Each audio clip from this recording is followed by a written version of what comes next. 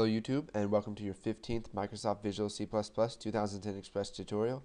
And in this tutorial, I'm going to be clarifying the if, else, and else if statement, or if, else if, and else statement. So I did a tutorial over the if statement in the past, but it only covered if. It didn't cover else if, or else. So I've used that in earlier tutorials before this, so if you've already seen those and understand it by now, then good for you. And this is for the people who don't understand it, or if you just want to watch this to learn, and then go ahead and do that.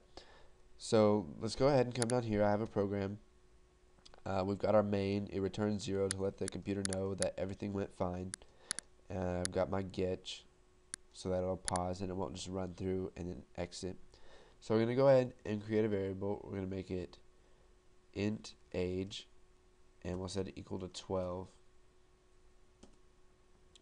And then we'll do int age will be fine. So we've got our age is equal to 12. So now we're just going to create a simple if statement.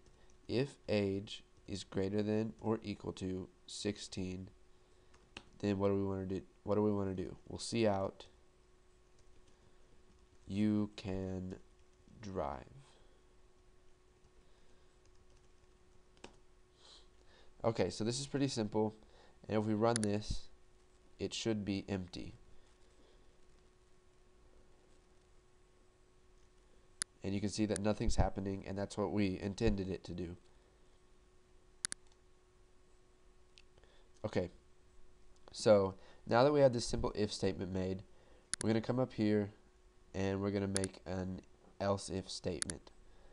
So we're going to do else if age is less than 16,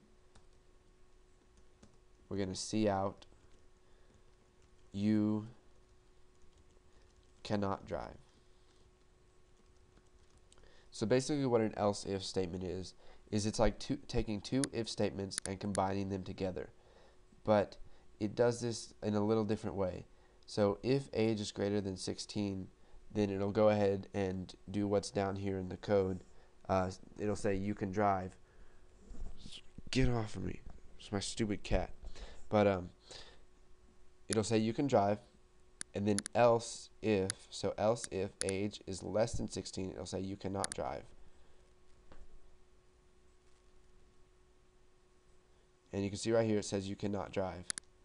And now if we come down here and change this to 17,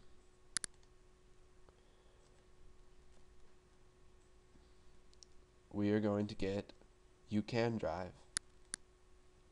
So now that I covered if and else if, it's pretty simple. We're going to move on to if.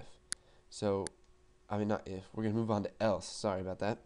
We're going to move on to else. So instead of using an else if statement, we can just use else. So pretty much, if age is greater than or equal to 16, then it'll put this, and anything else that happens, it's going to say that you cannot drive.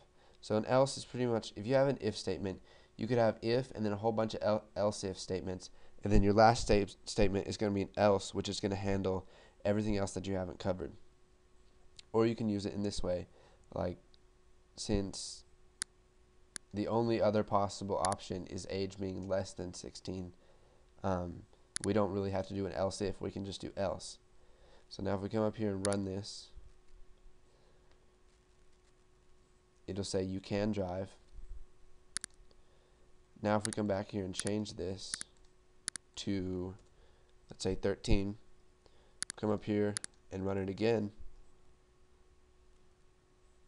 and here we go, it says you cannot drive.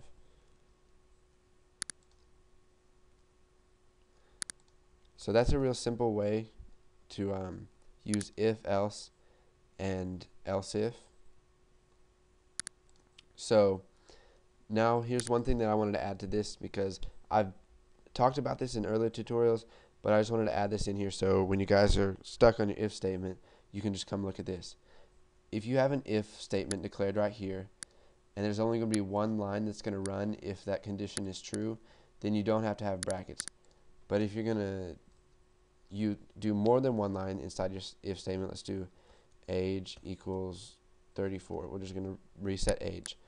What that's going to do in our case is it's going to say if age is greater than or equal to 16, it's going to see out you can drive, and then it's going to set age equal to 34, and this is not part of the if or if else statement. It's going to give us an error. You can already see right there that the else is giving us an error. So when you have more than one line, you're going to close all of this off in brackets. So I think I covered everything in this tutorial. Go ahead and try out if statements. If you already know them, then go ahead and move on to the next tutorial. And thanks for watching. Don't forget to comment, like, and subscribe.